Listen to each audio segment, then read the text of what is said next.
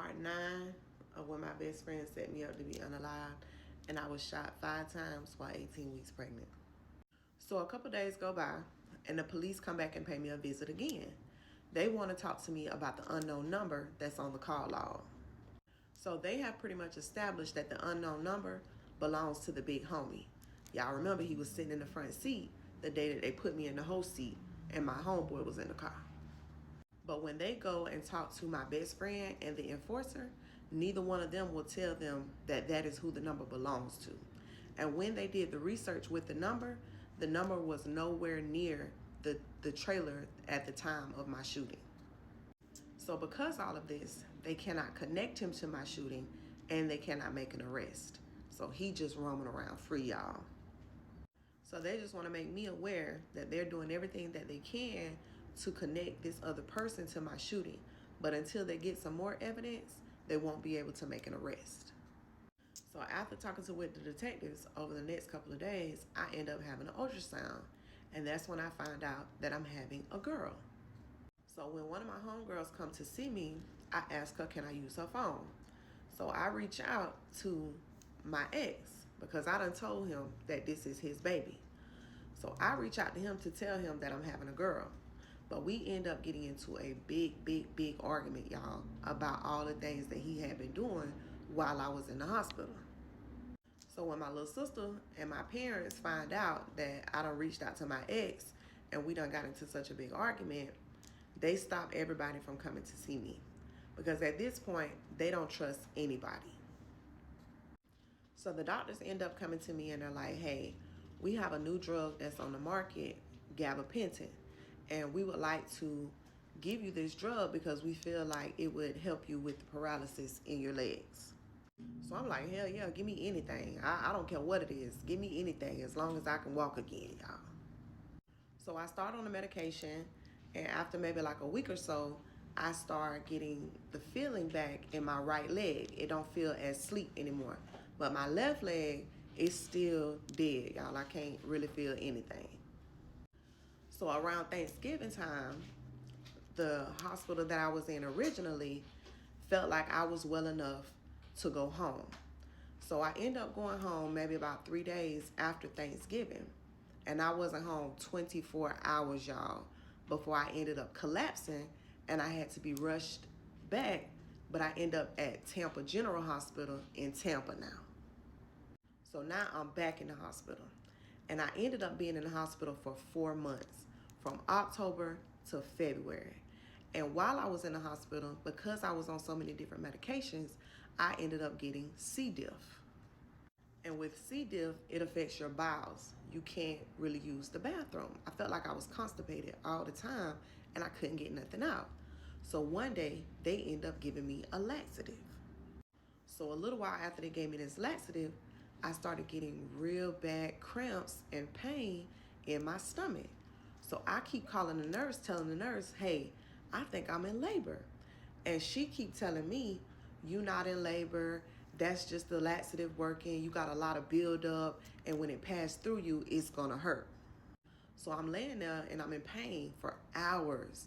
Like I'm going through it, y'all. I can't get up out this bed and I'm in so much pain. So later on that night, my sister come to see me. And I'm telling her like, hey, I feel like I'm in labor. I done called the nurse in here 3, 4, 5 times and she not listening to me. And when I told my sister that, y'all, she showed her natural ass. When I tell you she cussed that nurse out so good, baby, she cussed her and called her everything but the child of God. So that made them bring a labor and delivery nurse in, and they checked me, and y'all, I had been in labor for hours. I was already dilated. So now they go to panicking. They go to calling labor delivery, getting doctors on the line. Somebody got to come down here and get me and check me because I am about 4 months early from giving birth. And when they get me in the back and they check me, the umbilical cord is wrapped around my daughter's throat and she's not getting any oxygen. So now they have to rush me into emergency surgery. And because I had been cut up and down for my injuries, I could not have a traditional C-section. I had to be cut straight up and down in order for them to get the baby out of me. So they end up doing the surgery and taking my baby out. But when they went in to do the surgery and take her out, they saw that more of my large intestine was damaged. So they had to remove more of my large intestine. I had to have a surgery. So I ended up in recovery after I had my baby, and I could not see her. So it was maybe about a week or so before I got to see my baby. So they put me in the wheelchair and they rolled me down to see her. And when they rolled me in the room, y'all, I'm overcome with so much emotion because my baby was so small, like she could fit in the palm of my hand. So while I'm looking at her, I'm checking her out. I'm like, okay, she got 10 toes. And when I get to her hands, my baby got 12 fingers, y'all. She got an extra digit on each hand. And when I seen the extra digit, y'all, I knew who baby that was. Because my son was born with 12 fingers and my baby daddy was born with 12 fingers. So y'all, the baby ended up being my baby daddy's baby. So after I had my baby, they were able to start me on certain medications that I could not take while I was pregnant. And because I was taking these medications, I could not breastfeed my baby. And we are a breastfeeding family. But y'all, my little sister saved the day again. While I was in the hospital and all this was going on, my little sister was pregnant too, y'all. And she had just had her baby. So she started pumping extra milk and she breastfed my baby.